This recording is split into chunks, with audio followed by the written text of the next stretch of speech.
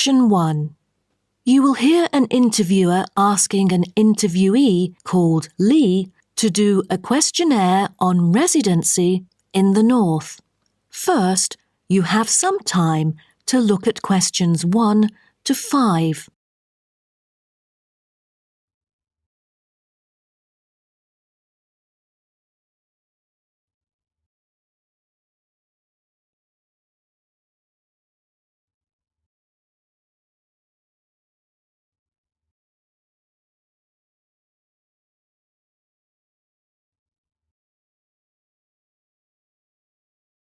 You will see that there is an example which has been done for you. On this occasion only, the conversation relating to this will be played first. Excuse me? Yes. I was wondering if you could spare a few minutes to do a questionnaire on your residency here in the North. It won't take long. No, that's fine. Lovely. First of all, may I get some information about yourself? Okay. May I know your name and age? My name's Lee, and I'm 19 years old now. Lee says that he is 19 years old now, so 19 has been written in the space. Now we shall begin. You should answer the questions as you listen, because you will not hear the recording a second time. Listen carefully and answer questions 1 to 5. Excuse me? Yes. I was wondering if you could spare a few minutes to do a questionnaire on your residency here in the North. It won't take long. No, that's fine. Lovely. First of all, may I get some information about yourself? Okay. May I know your name and age? My name's Lee, and I'm 19 years old now. Great. And could I ask what your job is? Are you a student? Actually, I'm going to continue my study in business management next month. But at the moment, I'm a salesman by profession. Oh, right. And how long have you been living here in the North? Well, I have been in this city since I was 3 years old, but my family and I had lived in the East for 7 years at first. Now I am 19, so I have spent about 9 years living here till now. Great. Which part of the northern area do you live in? I live in Spring Park. Have you heard of it? Yes, of course. So, what about your accommodation? Do you live in a house or a flat or something similar? I used to live with my family in a big house, and now I'm living in an apartment with 2 of my friends, who are my colleagues as well. Oh, right. And one more question. What means of transport will you take when you need to go somewhere? If it's not too far away, I'd prefer to go on foot or by bicycle. If there is a long way to go, I take the train or sometimes a cab. I rarely take buses because I think the most important things to keep in mind are time and comfort. Great. Thanks. Before you hear the rest of the conversation, you have some time to look at questions 6 to 10.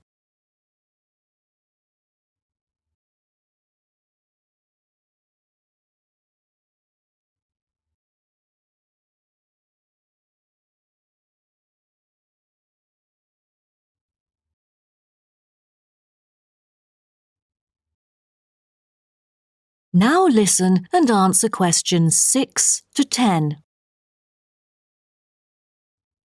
Now, let's go to the second part of my questionnaire. I'd like you to tell me, how often do you dine out? Is it once a week or several times a year? I'm afraid neither of those options agree with me.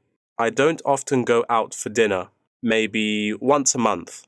Every week just seems too often for me. Okay, then where do you usually go for recreation? I often go to places that other people go to. I sometimes go clubbing after work. You know, there are some fantastic clubs nearby. And if you do not have to work during the day, will you go for a show or something? You know, there is a newly built theatre that opened last month in Spring Park, but I rarely go there because it's too expensive. I prefer to go to the cinema to see some of the latest movies. Do you like doing sports? And what is your main form of exercise? I like swimming and I go to the gym occasionally, but I spend most of my spare time sailing. All right.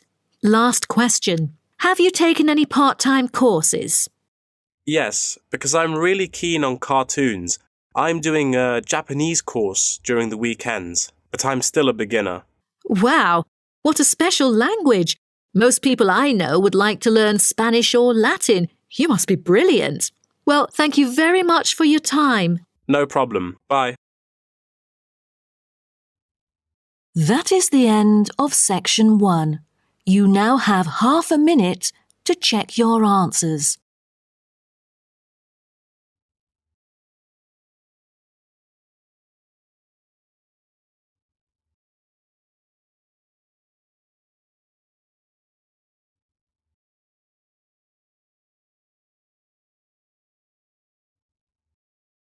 Section 2. You'll hear a talk about tourism in the mining community. First, you have some time to look at questions 11 to 15.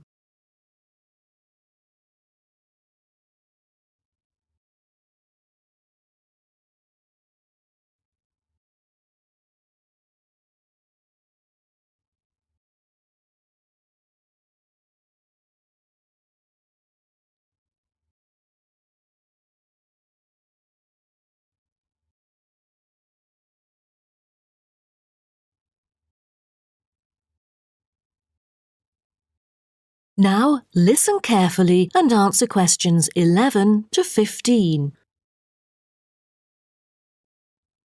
Hello, I'm delighted to welcome you to our mining community and very pleased that you're interested in the ores and pits of this area. I think you'll be pleasantly surprised with your special experience here.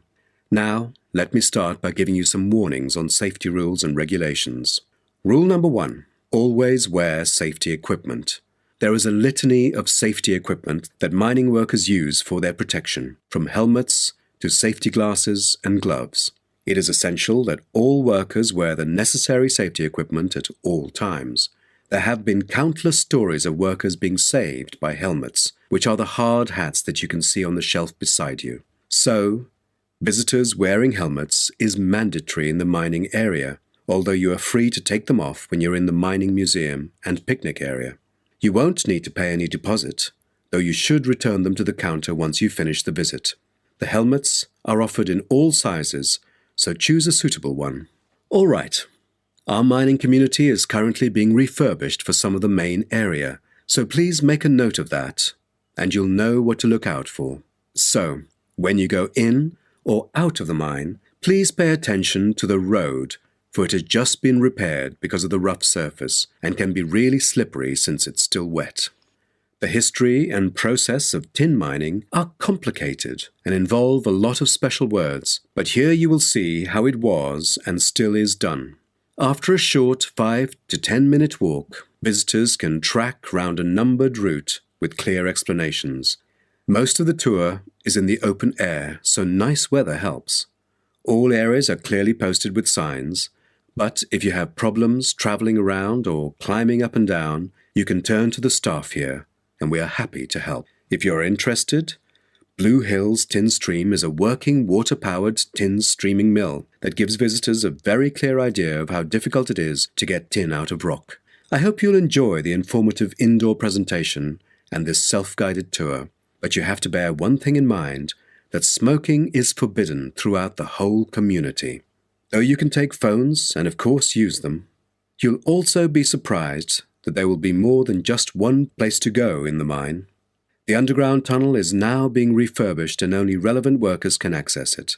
But it will soon be all finished, and I believe it's a lovely place for you to explore around. Don't forget to wear protective clothing. It's mandatory. Before you hear the rest of the talk, you have some time to look at questions 16 to 20.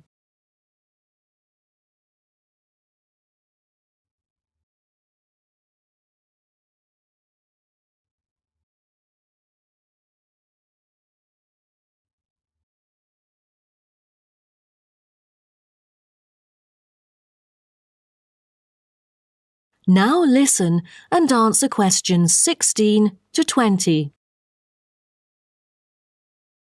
Now, let's start by seeing where you can go. As you can see on our map in the brochure I've given you, we are here at the reception block. We have a famous mill which is used for making and processing materials such as steel and coal. To visit it, just go straight ahead, north along the path in front of you, and you'll find it at the end of the path. Now, towards the east, go along the path from our starting point. Turn left to the corner and then turn right. There is a car park at the east end of the lane. To the west, there is a museum. Past the shop, around the crossroads, and it is just located at the west end of the road. And by the way, the shop is specialized in selling a variety of ore-related souvenirs, including key rings, postcards, tin-made Lewis chessmen, and even Roman soldiers which are made from beautiful pyrite. If you are interested in the laboratory where scientific experiments, analyses and research are carried out, it is situated at the southern part of the park, opposite the shop. I bet you'll be happy to hear that this laboratory is also used for gold and crystal refinement, so don't miss this one for the sake of it. I assume by this time you'll all need some rest and refreshment. So we have an excellent cafe which caters for delicious food and beverages at the other side of the road next to the shop. Of course, if you want to spend some time in the fresh air, we have a perfect picnic area which is just right and northeast of the reception block. Further east, there is a path leading to the northern part of the park, and at the end of it is the toilet. Now, most of the visitors would choose to use the mailbox and send the beautiful postcards to their friends. To reach it, just... That is the end of section 2. You now have half a minute to check your answers.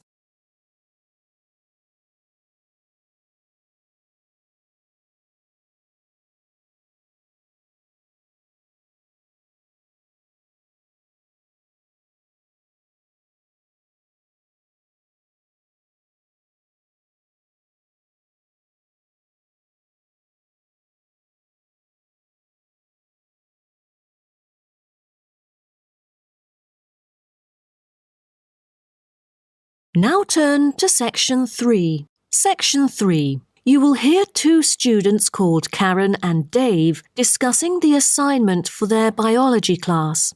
First, you have some time to look at questions 21 to 27.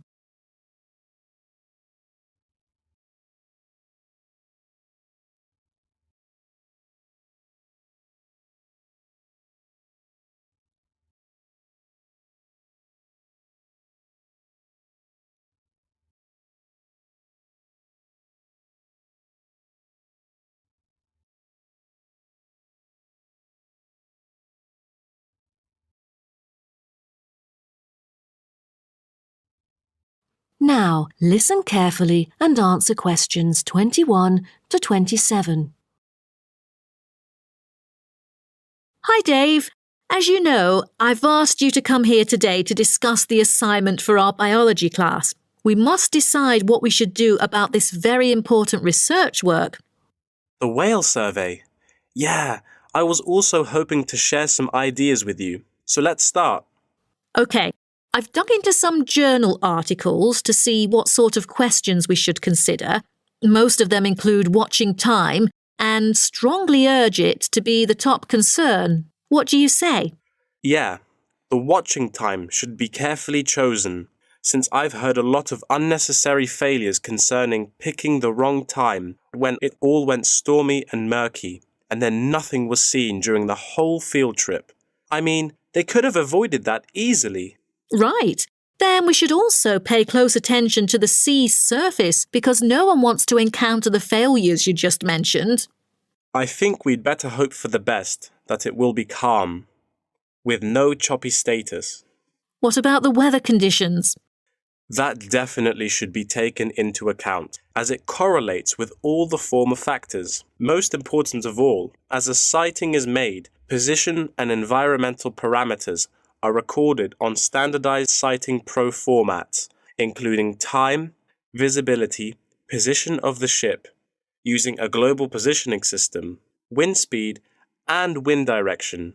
Shouldn't there be a set limit for the visibility level, say 50 meters? Cetaceans are really sensitive to sound.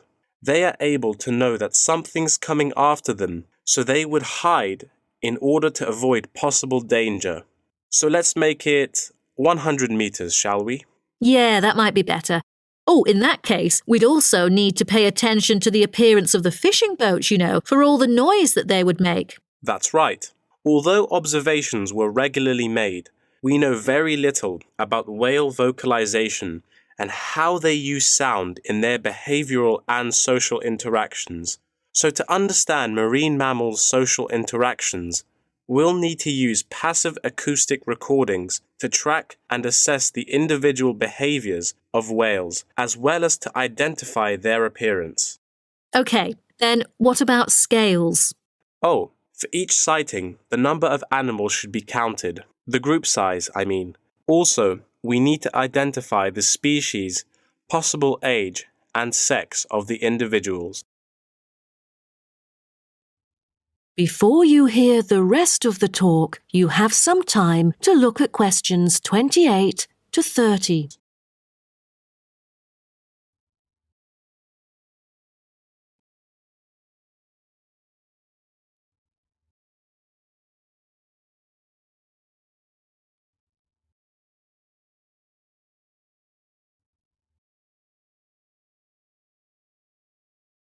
Now, listen and answer questions 28 to 30.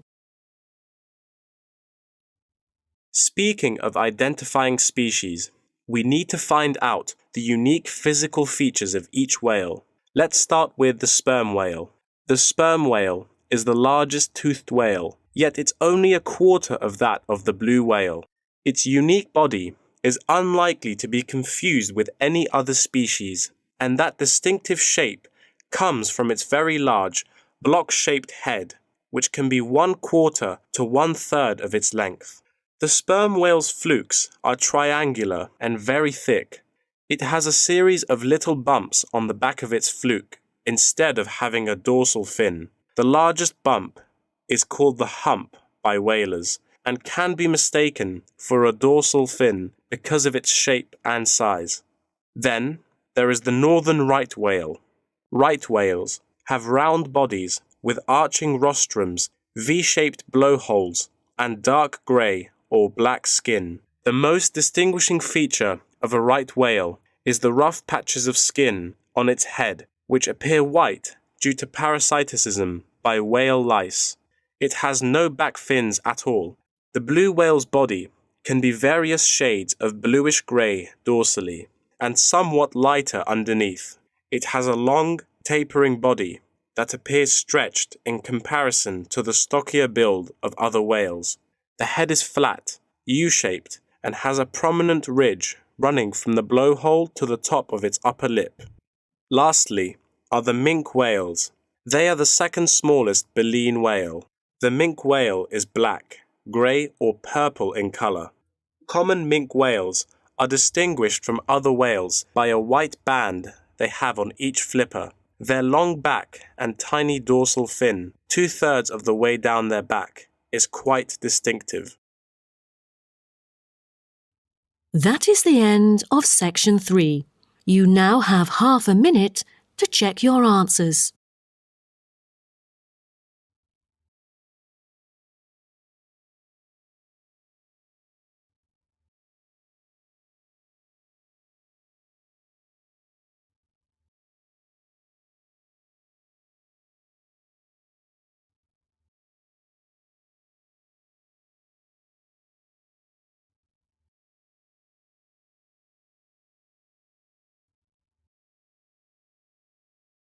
Now turn to section 4. Section 4.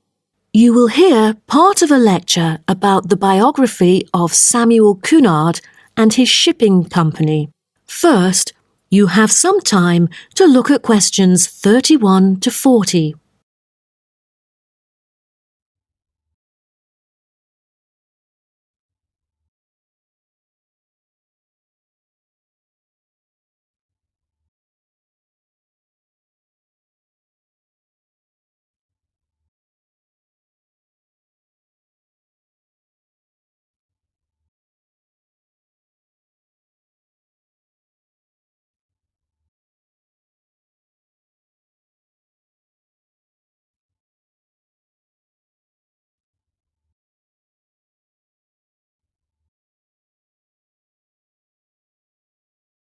Now, listen carefully and answer questions 31 to 40.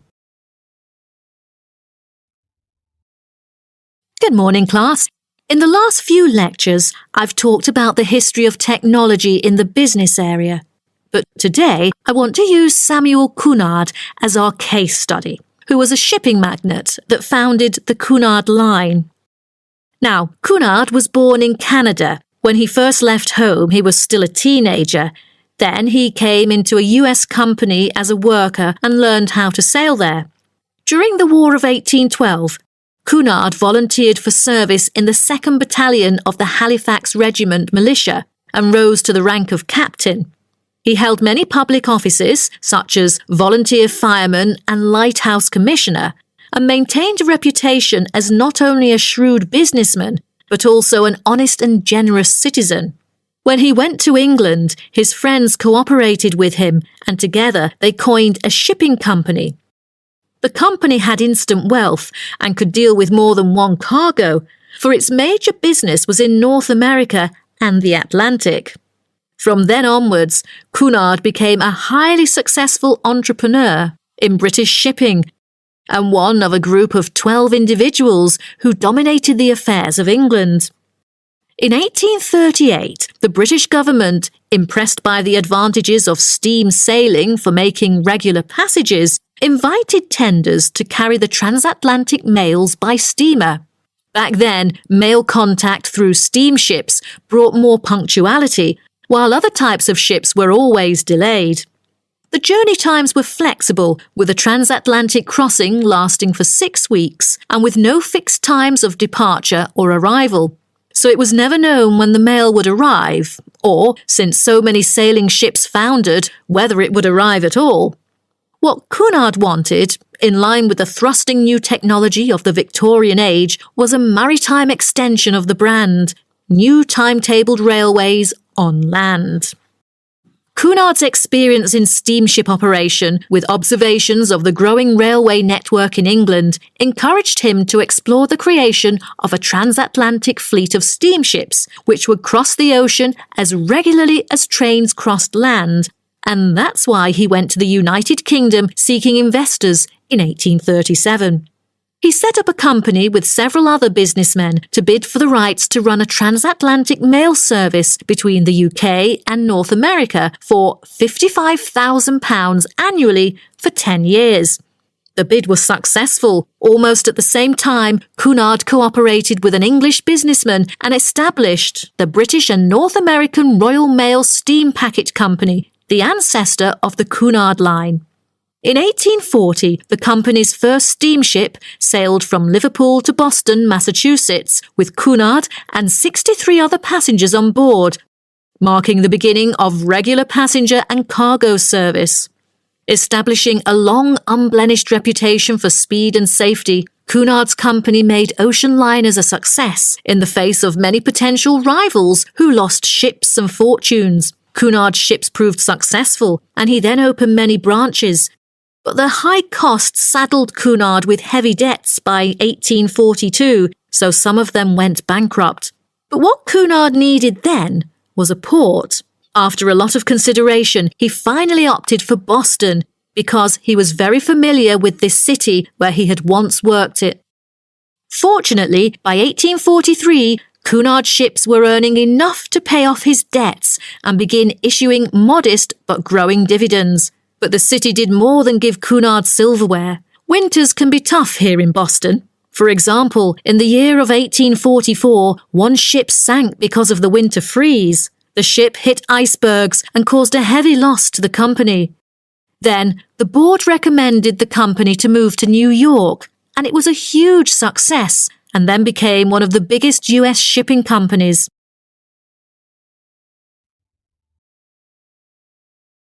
Cunard himself made safety his priority, and to this day, Cunard has never been responsible for the loss of a single passenger or a single mailbag on the Atlantic run. Cunard's conservative nature enabled his company to see off rivals and to take a measured and steady approach when it came to the introduction of new technology like radio communication.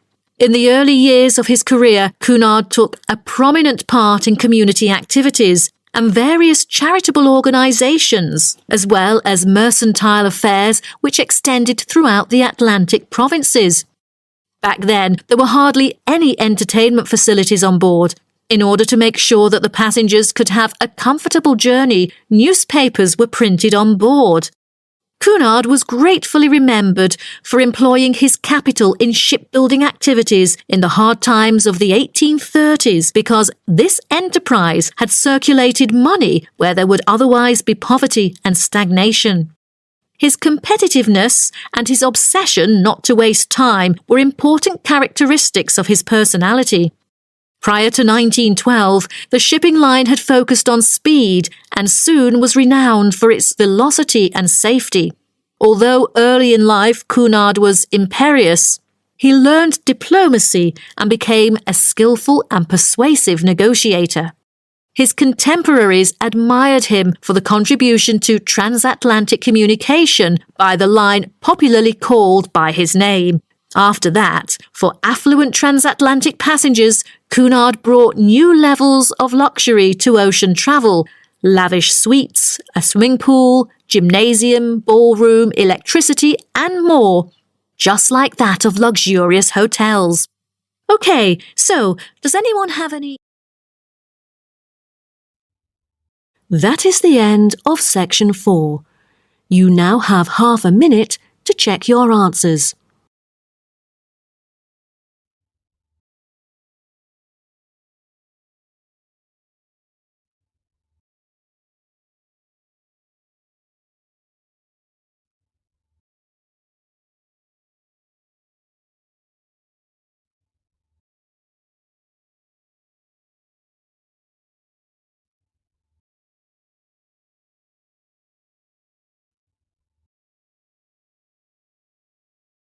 That is the end of the listening test. In the IELTS test, you will now have 10 minutes to transfer your answers to an answer